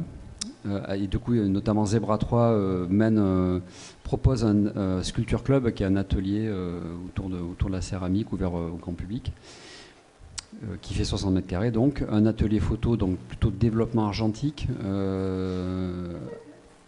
Ils ont l'atelier. Ça, c'est l'atelier de développement. Ouais. Ah oui, t'as raison. L'atelier de sérigraphie, un superbe espace. Moi, quand je fais la visite de Paula, je passe toujours là-bas et en fait, ça me donne l'impression qu'on a construit Paula autour d'eux quand même. L'impression qu'ils ont toujours été là. C'est tellement habité leur atelier que c'est assez impressionnant. Donc un atelier de gravure, 45 m². Je sais pas, on ne les appelle pas comme ça, mais 2 ateliers de montage. C'est un peu les grands espaces, un peu les grandes rues interstitielles, comme que j'expliquais, qu'on peut occuper. Par exemple, nous, on a fait un chantier récemment, on a besoin de construire un gros truc, de le monter, de le démonter. Du coup, on a ce type d'espace qui permet de venir s'installer, d'avoir du volume pour pouvoir développer des grandes formes. Voilà. Mais c'est vraiment sur du ponctuel, sur quelques heures, quelques jours, pas plus, on s'installe pas, quoi. Ouais, ce sont ces espaces qui sont derrière les portiques, en fait. Ce sont les espaces qui sont derrière les portiques et qui font cette double hauteur dont on parlait tout à l'heure et qui permettent comme ça, ponctuellement, de les occuper pour des usages. C'est ce dont parlait aussi Yvan tout à l'heure. C'est finalement des espaces qui restent. Ils sont comptés comme de la circulation. Mais en fait, ils sont très utilisés puisqu'ils ne sont pas figés dans quelque chose de définitif. Donc à chaque fois qu'il y a une install ou un besoin, ils peuvent utiliser ces espaces. Et notamment un qui est entouré par les ateliers d'artistes, c'est-à-dire que les ateliers d'artistes ouvrent leurs portes et peuvent se déployer sur un espace qui est à peu près la taille de celui-ci, un peu plus grand peut-être. Et plus haut. Et plus haut, ouais, voilà. Des salles de réunion, parce que ça c'est hyper important aussi. Comme souvent je l'expliquais, on est plusieurs structures à être dans le même bureau. Quand on a besoin de faire une réunion, une visio ou autre, c'est bien d'avoir des espaces pour s'isoler.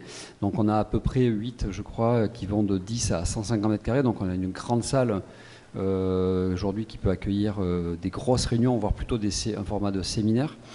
Et puis des petites salles pour des petites réunions. Donc ça c'est assez crucial parce que c'est tout le temps, donc il y a un agenda partagé pour pouvoir les réserver, c'est un peu, voilà, c'est quand même... C'est ça que ce sont les espaces qu'on a développés dans la deuxième partie, parce que finalement on s'en servait beaucoup plus que ce qu'on pensait. Voilà, et qui font partie aussi du modèle économique de Paula, parce que c'est des espaces qu'on met en location pour des demandes extérieures.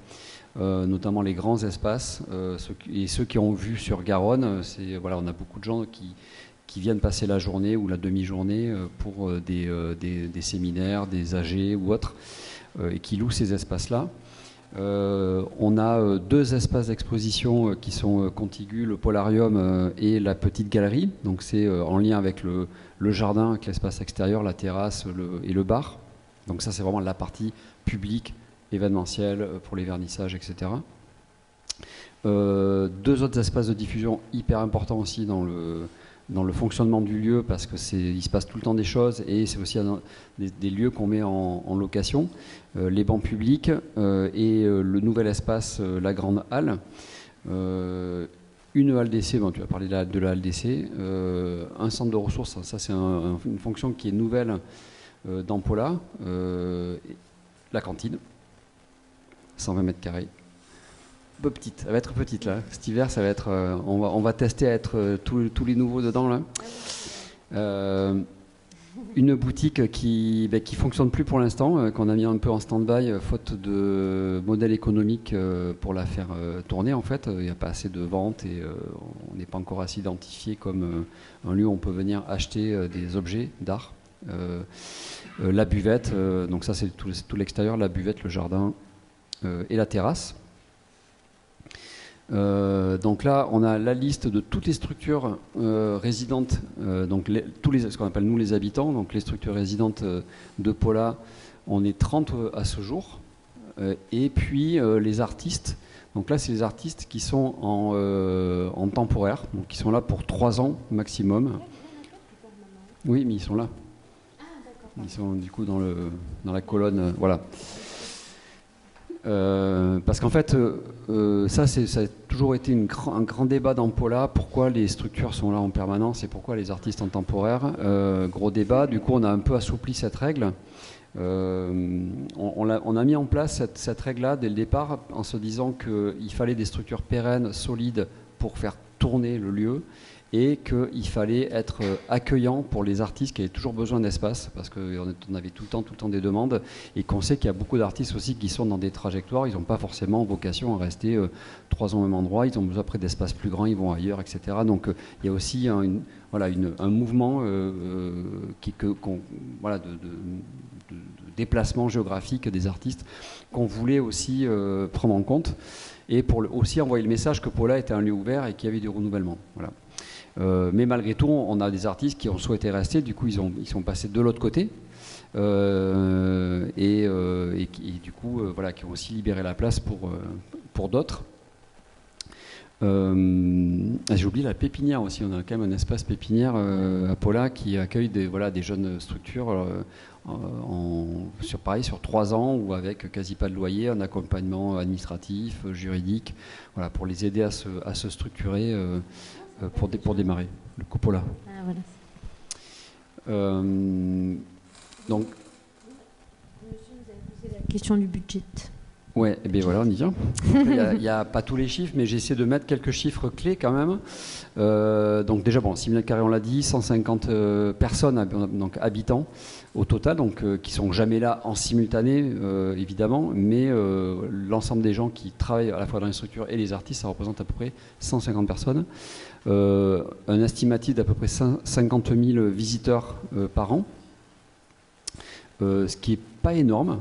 Ce qui est pas mal, mais ce qui n'est pas énorme vu notre positionnement géographique et notre capacité. Donc ça veut dire qu'il faut qu'on renforce encore plus notre ouverture vers la ville, notre visage, le visage qu'on renvoie et notre hospitalité. On a beaucoup de gens qui n'osent pas encore rentrer dans Paula, qui n'osent pas encore rentrer dans le jardin, qui n'osent pas encore aller au bar. Je pense que le paysage va nous aider là. Ouais.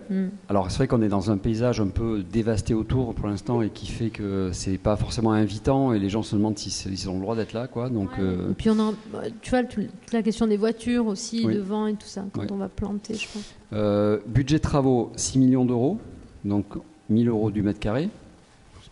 C'est à peu près ça ? Ouais, la première phase, en fait, on était plutôt à 500. Donc c'était vraiment incroyable, mais on avait l'enveloppe et la dalle en fait basse, on avait la structure et voilà. Mais la deuxième phase, on a pris le Covid entre temps. Donc finalement la deuxième phase, elle est quasiment à 1005 et la première à 1000, et la première à 500, ce qui fait une moyenne à 1000. Mais c'est trompeur parce qu'aujourd'hui, il faut quand même plutôt 1200 € du mètre carré pour faire ça en ayant une enveloppe. Je dis ça pour les collègues. Oui, tu as un bâtiment, une Oui, réhabilitation. on a quand même une base de structure et on est dans une réhab, quoi. Du neuf, on est plutôt à 2002. Là, on est à 1002. Alors, j'ai pas le détail des 6 millions. Donc, il y a évidemment 5 millions qui sont des financements publics et 1 million qui est un emprunt solidaire entre les membres de la structure. Donc là, on a un emprunt bancaire qu'on rembourse sur 20 ans, je crois. Et dans les 6 millions, donc il y avait évidemment oui, d'accord. Ça y est, ça me revient. La métropole, l'État. On a bénéficié du plan de relance post-Covid, justement pour finir la deuxième tranche. La région, le département un peu, la ville un peu. Moi, Blaise me dit toujours, là, c'est le directeur. Ouais, Blaise, merci, que c'est vous le allez directeur. voir qui vient bientôt. Oui. Ouais. Que pour la première phase, en tout cas, c'était en 3 parties. Un tiers de l'État, un tiers de toutes les collectivités territoriales réunies et un tiers nous. C'est les 2,5 millions, 3 millions de la première phase.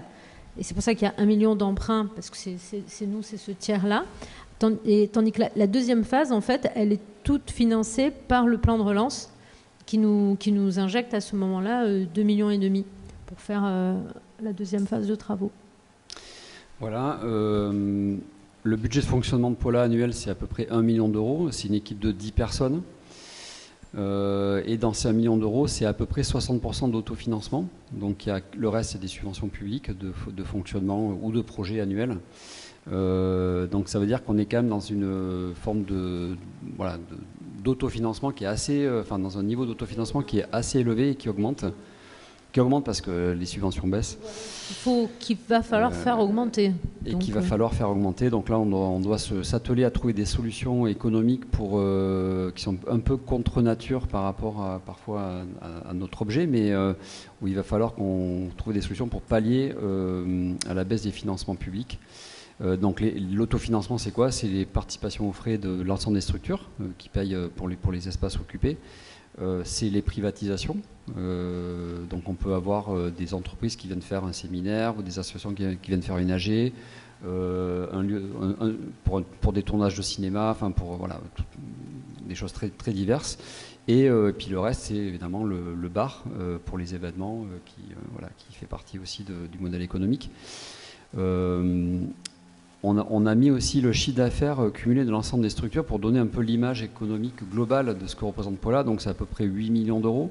Donc rajouté aux 1 million de fonctionnement, on est quasiment à 10 millions d'euros de chiffre d'affaires annuel pour l'ensemble des gens qui travaillent dans cette structure-là. Donc ça, c'est aussi des arguments qu'on met en face des politiques, parce que des fois...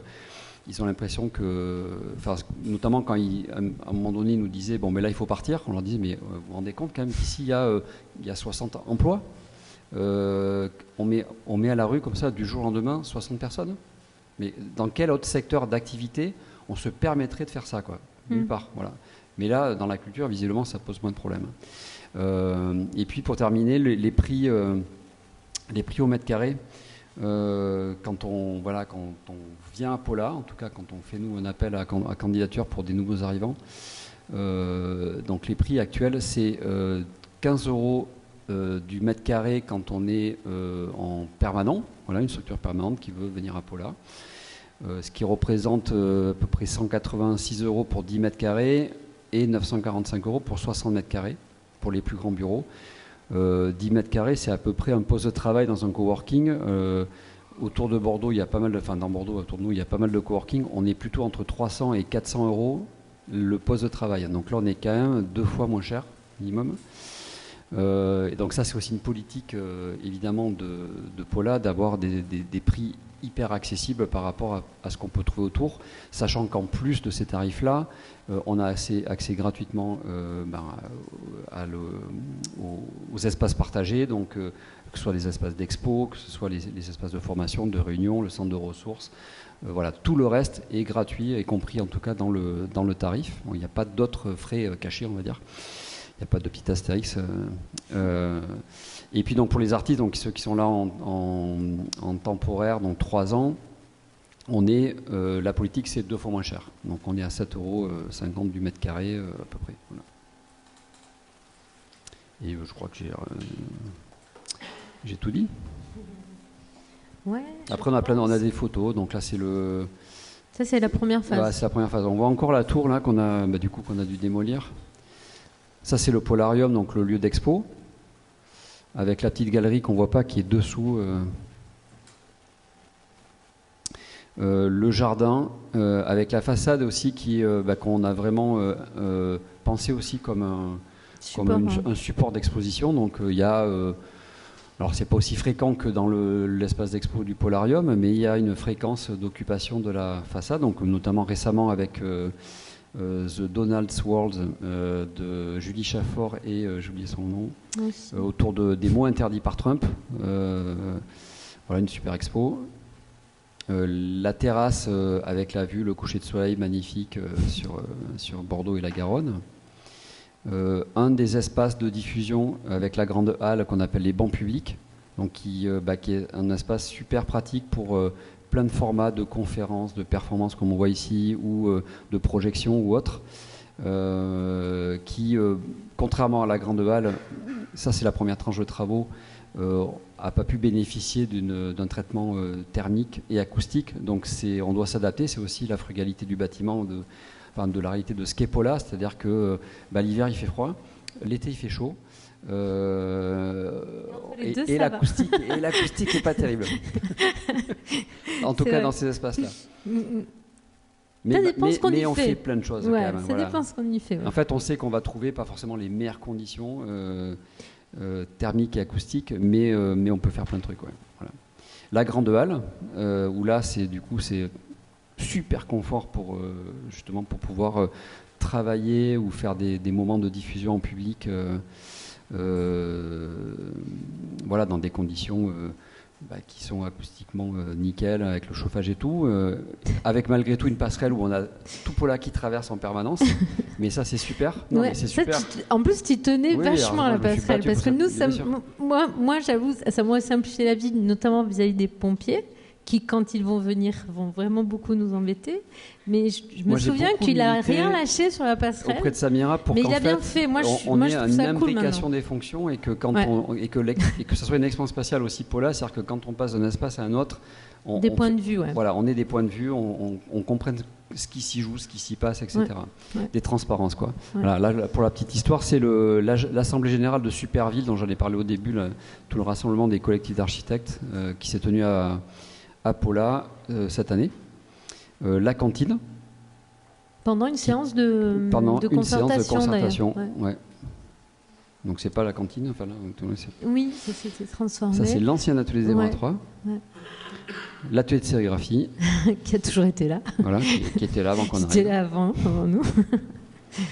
Voilà, puis ça c'est les dernières photos dans la grande halle du coup. Dans la grande halle. Sur la passerelle. Et sur les bancs publics. Voilà. Voilà. Ah non, vas-y. Et voilà, non, c'est tout. Voilà, on a fini.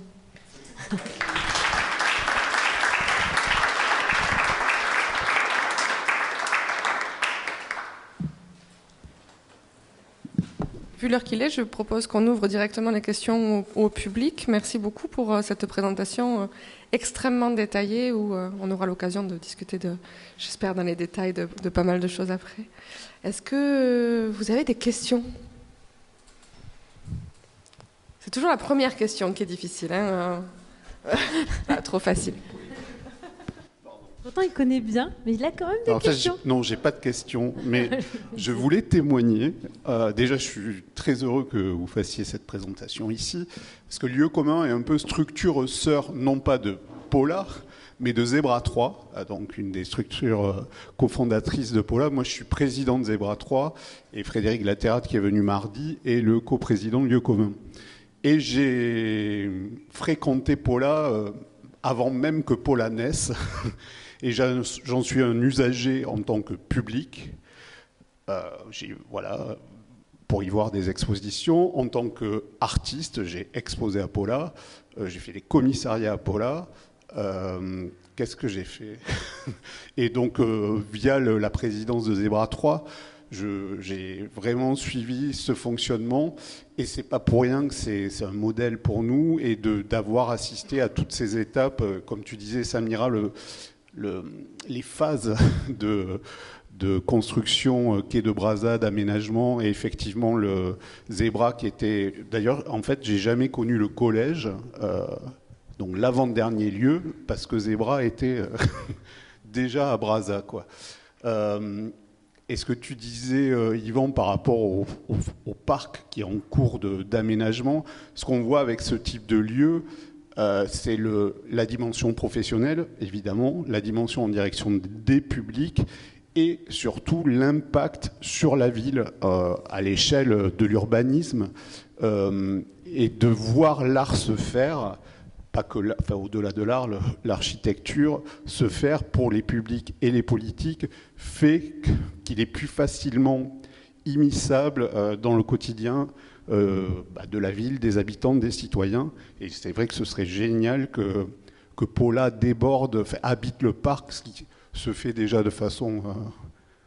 il y a des pièces de Zebra qui sont semées, qui traînent comme ça, semi-stockées, semi-présentées.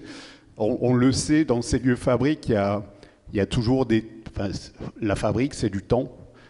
Et ce temps, ça permet comme ça aussi, voilà, de poser un peu en pirate des choses et vous l'avez dit à plusieurs reprises, il y a des portes entrouvertes et quand elles sont entrouvertes, il faut mettre le pied dedans. En tout cas, bravo. C'est vrai qu'on n'en a pas parlé parce que c'était pas l'objet c'était pas l'angle pour parler de Paula, mais là on était plutôt sur la dimension spatiale, architecturale et urbaine. Mais il y a effectivement toute sa dimension de l'objet de coopération qu'est Paula, et notamment à l'adresse des artistes du réseau et de la communauté artistique locale et même d'échelle régionale, et puis l'ensemble des habitants de la ville. Donc on a une équipe pour ça à Paula qui fait ce travail-là. On a un outil qui s'appelle la Paula Mobile et qui fait énormément d'actions hors les murs pour aller chercher les publics, pour aller travailler dans des quartiers, etc.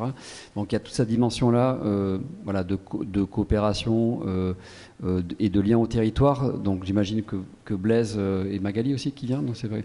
Voilà, je pense qu'eux, ils vous parleront certainement beaucoup plus de cet aspect-là, mais voilà, toute la fonction un peu service public de Paula, voilà, qui est aussi hyper importante, dont on n'a pas parlé là, mais qui fait vraiment, pour le coup, vraiment l'identité de Paula et qui nous démarque d'autres lieux qui pourraient, qui sont un peu dans ce registre-là.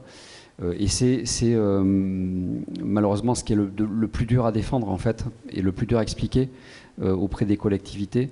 Même si par exemple Paula a obtenu le label de PTCE, donc pôle territorial de compétences économiques. On est le seul national, le seul en France en fait, pour tout le Grand Sud-Ouest. Non, c'est pour d'autres entreprises dans plein de domaines différents, mais en matière culturelle, on est les seuls en France à avoir obtenu ce label. Mais malgré tout, c'est un combat quotidien de pouvoir faire reconnaître cette dimension de coopération, de partage, de diffusion et de formation des artistes. On a, depuis tout le temps, on travaille à accueillir des artistes émergents, à les outiller d'un point de vue juridique, d'un point de vue administratif. Et tout ça, en fait, faut que ça se paye, parce que c'est pas notre boulot naturel de le faire. Donc c'est vraiment un engagement militant. Et c'est de plus en plus menacé, cette dimension-là, Oui, on a la même chose par ici. Moi, j'avais une question peut-être par rapport au fait que depuis votre début, vous n'avez fait qu'augmenter. Donc vous avez grandi, et vous avez adapté les lieux systématiquement au nombre que vous étiez, ce qui vous donnait pas mal de flexibilité. Aujourd'hui, vous êtes sur un lieu qui est fini. Donc comment vous imaginez en fait cette capacité de d'essaimage que vous faisiez jusque-là par les lieux que vous habitiez? Est-ce que, donc tu commences à parler de diffusion à travers la ville, mais est-ce que vous avez déjà dans l'idée est-ce que vous avez déjà explosé en fait? C'est vrai qu'il faut qu'on s'habitue à vivre dans un monde fini. Sans faire d'analogie, mais oui, effectivement, c'est tout nouveau pour nous, d'être là. On est au complet, c'est tout neuf, ça date de quelques jours, quelques semaines. Donc, et encore tout le monde n'a pas encore pris ses marques. Donc, effectivement, il va falloir qu'on Après, nous, on finira sans doute notre carrière là. Ouais, et puis après, c'est ça. Il y a d'autres gens qui viendront. Parce que, en plus, là, dans la nouvelle promo, enfin, sur les nouveaux habitants, il y a toutes les générations. Donc, il y a. Enfin, moi, maintenant, j'imagine un mouvement des gens, en fait. Simplement, comme il y en a toujours eu d'ailleurs. Il y a toujours eu des gens qui venaient à Pola et qui partaient de Pola, des nouveaux. Enfin, il y a du passage, quoi. Et après, il y a d'autres entrepôts. Il y a celui-là. Il y a celui-là.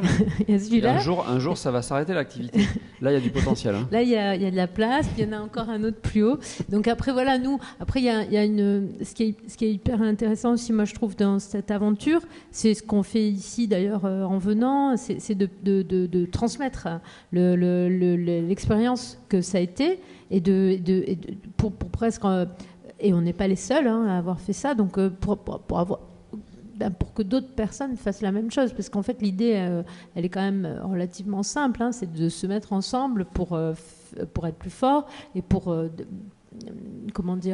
pour conquérir une forme de liberté, parce que là, c'est vrai que le fait d'être autonome aussi financièrement, c'est évidemment c'est cette question de liberté, donc c'est pas complètement déconnant par rapport à l'activité artistique, la liberté. Donc l'argent à cet endroit-là, d'être capable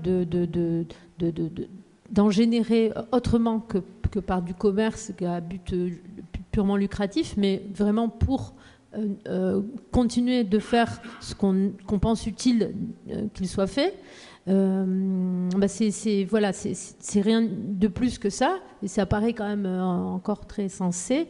Et donc, si on pouvait y arriver, et que d'autres continuent de le faire, quoi. Enfin, par rapport à ce que tu demandais de la suite, c'est quoi ? La suite, c'est déjà de tenir cet endroit qui continue de vivre, et puis que d'autres en fassent d'autres. Donc il faut que nous, on continue d'aller expliquer comment on a fait et que d'autres le fassent, quoi. Parce que nous, de toute façon, on commence à être un peu vieux. Enfin, surtout toi, bien sûr. On a le même âge.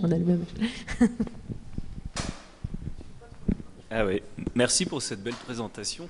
Et moi, j'ai une question assez pratique, parce que derrière les projets de vivre ensemble, les projets coopératifs, il y a une question très difficile, enfin complexe, c'est la gouvernance.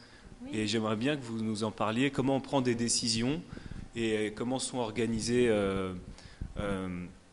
cette coopérative. Est-ce que c'est un membre de chacune organisation, ou est-ce que c'est décentralisé avec ces 10 personnes ? Alors, et une deuxième petite question que je rajouterais derrière, est-ce que l'évolution dans les lieux a eu un impact aussi sur l'évolution de vos pratiques en tant que... De la gouvernance. De votre pratique professionnelle. Ah. Ok, ouais. Voilà, oui, deux questions hyper intéressantes. Alors, la gouvernance, elle est relativement classique à Pola. Donc, on a un conseil d'administration qui est composé des structures, des artistes et également du Copola, donc des structures en pépinière, avec le collège des structures qui est le plus important, évidemment, parce que c'est là où il y a le plus de structures. Au total, ça veut à peu près 20 personnes, enfin 20 sièges. Donc, il y a des élections tous les 2-3 ans. 2 ans ou 3 ans, je sais plus. Tous les 2 ans. Ça passe vite. Non, tous les 3 ans, ouais, ça passe hyper vite, je crois. Et après, il y a, donc ça c'est le conseil d'administration, et après il y a un bureau donc qui est composé de 6 personnes, donc à la fois présidente, secrétaire, trésorière en binôme à chaque fois, qui sont élus par le conseil d'administration, et avec un rythme de réunion qui est à peu près tous les mois, ouais, tous les mois ou tous les 2 mois, ouais, 2 mois, ouais. Sachant que le bureau, lui, se réunit aussi plus souvent et plus impliqué. On a plusieurs groupes de travail entre les bureaux, entre les CA. Ça c'est pour les personnes qui sont élues, qui ont un siège, qui sont présentées. Et après, il y a des instances plus informelles, mais qui sont quand même aussi décisionnaires. Donc ces fameux groupes de travail sur des sujets différents de la vie quotidienne de Pola, où là, tout le monde, y compris même des stagiaires qui sont dans des structures, peuvent s'impliquer. Les groupes de travail font remonter au CA l'objet de leur réflexion. Il y en a un sur la diffusion artistique, il y en a un sur la gestion de la cantine, par exemple, mais il y en a sur la formation, il y en a sur les ressources humaines aussi au sein de Paula, puisqu'il y a une équipe salariée aussi pour Paula. Donc le CA, où les structures élues sont en grande partie... Il y a deux tiers en fait finalement des structures qui sont au CA. Plus maintenant avec avec les nouveaux arrivants. Ah oui, voilà, oui. C'est à peu près la moitié. Ça sera la moitié à peu près, ouais. Mais en tout cas, ce que je voulais dire, c'est que le CA finit par prendre une décision, mais qui lui est remontée par les groupes de travail qui ont été faits par tous les gens qui s'impliquent sur ces sujets dans Paula. Donc c'est une gouvernance, je trouve, assez... C'est assez organique. Enfin, il y a un côté à la très, fois c'est très naturel, mais en même temps assez organique. Ouais. Et à la fois ça permet de, voilà. Et il faut du temps évidemment pour quand quelqu'un arrive à Paula, pour comprendre ce fonctionnement, pour s'acclimater, pour trouver sa place aussi. Donc il y a aussi beaucoup de temps informel de sociabilisation, de convivialité pour donner envie aussi, parce que il y a des gens, et ça fait partie aussi du casting, quand notamment les derniers qui sont arrivés, on est assez exigeant sur la dimension coopérative, c'est-à-dire qu'on demande à chacun une lettre de motivation et puis un argumentaire pour expliquer pourquoi Paula, quoi, par rapport à d'autres offres à Bordeaux, de coworking ou d'ateliers mutualisés ou autres. Et du coup, ça permet un peu de faire le tri et de trouver des gens qui sont dans l'esprit aussi Paula et qui vont arriver dans un espace, certes, où ils vont pouvoir travailler sur leurs pratiques, mais ils vont aussi déborder pour contribuer à la vie, à la communauté. Et notamment donner du temps, travailler sur des objets communs. Faire le ménage 2-3 fois par an, pas au quotidien, mais il y a des moments aussi on a besoin que les gens sortent de leur bureau et participent concrètement à la vie du lieu. Et ce qui nous est arrivé aussi plusieurs fois de faire des heures de casting et de gens qui en fait ne se sont pas adaptés. Voilà, sont pas adaptés à cet esprit un peu communautaire. C'est pas si naturel que ça. Oui, ça convient pas à tout le monde. Hein. Il faut quand même, aimer voir du monde, par exemple. C'est ça. Être solitaire à Paula, c'est difficile parce qu'il y a quand même du passage et il y a des gens qui n'ont pas été à l'aise. C'est pas arrivé très souvent, mais c'est arrivé quand même. Sur la deuxième question, sur l'impact, si j'ai bien compris, d'être à Paula dans sa pratique artistique ou autre, ça c'est hyper important. Alors ça dépend des structures. Par exemple, nous, Bruit du Frigo, ça n'a pas trop d'impact. Ils étaient déjà comme ça. On était déjà collectif. Non, mais en fait, voilà, on travaille sur des projets un peu partout, donc c'est pas forcément impactant pour nous, mais pour beaucoup, ça l'est en fait, parce que d'arriver à Paula, c'est d'intégrer un réseau avec des gens dans des compétences, avec un spectre de compétences hyper variées, et de créer des alliances hyper rapides, hyper spontanées. Parce qu'on mange ensemble à la cantine, parce qu'on se croise dans les ateliers, et en fait, c'est les mariages autour de projets à Paula, ça se compte par centaines. Enfin, nous-mêmes d'ailleurs, on a fait plein de projets avec tout le monde en fait, et c'est hyper naturel d'aller coopérer. Par exemple, un artiste qui est sur un projet, il va travailler avec un autre, ou il va ponctuellement aller demander conseil, ou il va avoir Zebra 3 pour lui fabriquer son œuvre, j'en sais rien. Et c'est comme ça tout le temps en fait. Et au-delà du fait que chacun ait sa propre pratique, en fait, ça amplifie les coopérations, le fait d'être évidemment tous ensemble dans ce bâtiment, à se dire que en fait on a toutes les ressources sous la main quasiment, quoi. Ça n'empêche pas d'aller voir ailleurs évidemment, et c'est important, mais voilà, on est voilà, la coprésence, la proximité entre les uns et les autres suscite énormément d'alliances, quoi. Et ça c'est normal en fait, aussi. Mais je suis pas sûr qu'on ait de données vraiment pour le mesurer ça, mais c'est incroyable, quoi. Et ça fait gagner du temps, ça fait gagner de l'argent, ça fait progresser de manière beaucoup plus rapide tout le monde. Enfin, c'est voilà.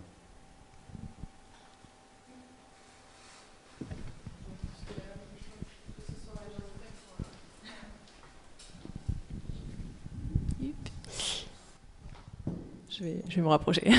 C'est pas très... Merci pour la présentation. On parlait de projets hors les murs. Je me demandais s'il y avait un lien entre Paula et le sentier des terres communes qui a été initié, si j'ai bien compris, par Bruit du Frigo. Si vous pouvez nous parler un peu, s'il y a des liens qui existent et nous parler de ce projet de randonnée périurbaine. Oui. Alors, il n'y a pas vraiment de lien. C'est un de nos projets. Évidemment, qui a démarré à notre fondation, puisque c'est un projet qu'on a conduit sur quasi 30 ans d'existence, autour de l'exploration effectivement des périphéries urbaines, et en particulier la périphérie bordelaise, qui a donné naissance à la création d'un sentier de randonnée qui fait 300 km et qui est jalonné par les refuges périurbains, donc un espèce de concept de nouveau programme urbain qu'on a inventé et qui s'incarne par des œuvres habitables. Donc on a fait avec Zebra 3, donc là c'est pour le coup aussi une vraie coopération entre deux structures, les deux structures fondatrices, des structures fondatrices de Paula. Mais il n'y a pas vraiment de lien, on va dire, avec, si ce n'est la relation avec Zebra 3, avec la fabrique Paula, quoi. Je me trompe dans les dates, mais les refuges, c'était pas au moment où vous étiez à la Citram. Ouais. Il y a aussi le lieu, je pense, qui permettait de réaliser les pièces aussi. Oui, tout à fait. Ouais. Ah bah oui, c'est sûr que le passage des argentiers, ça passait pas. Voilà, ça c'est sûr. Oui, c'est-à-dire qu'en fait, ça permettait d'envisager une production en atelier par rapport à nous. Nous, nos productions en général, on les fait in situ. Et on ne pouvait pas se permettre de préfabriquer. Donc là, oui, effectivement. Ouais.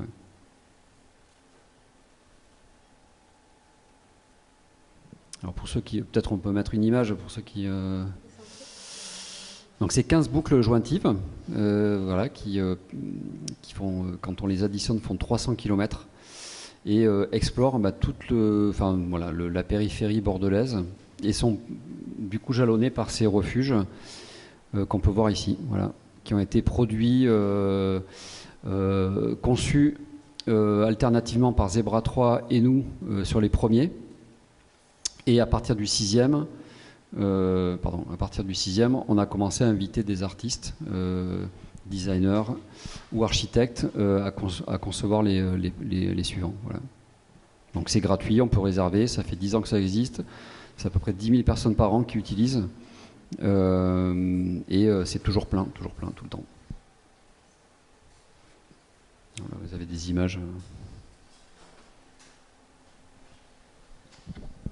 Quand on regarde la fabrique Paula, pour le moment, on a été très centré sur l'objet de la fabrique Paula et sur les habitants, etc. Mais on se rend compte mieux avec ce genre de pratique ce que ça donne sur la production artistique dans la ville et sur le territoire, ce qui est en fait extrêmement important. C'est pas du tout des démarches qui sont cloisonnées, c'est des démarches qui sont extrêmement ouvertes sur l'extérieur et sur le territoire. C'est ce qu'on espère un petit peu ici aussi, de pouvoir avoir les capacités de faire à la hauteur de ce qu'on a, de nos ambitions. Je pense qu'on arrive un petit peu au terme de cette première présentation pour la soirée. Du coup, on va faire une pause d'1 heure. Le bar va être ouvert. Et puis après, on retrouve Victor Meisters de Rotor pour une deuxième partie de soirée, où là, on va parler plutôt de réemploi et comment le réemploi dans la construction peut permettre de nouvelles dynamiques territoriales. Merci infiniment. Merci à vous. Merci, c'était super. Merci.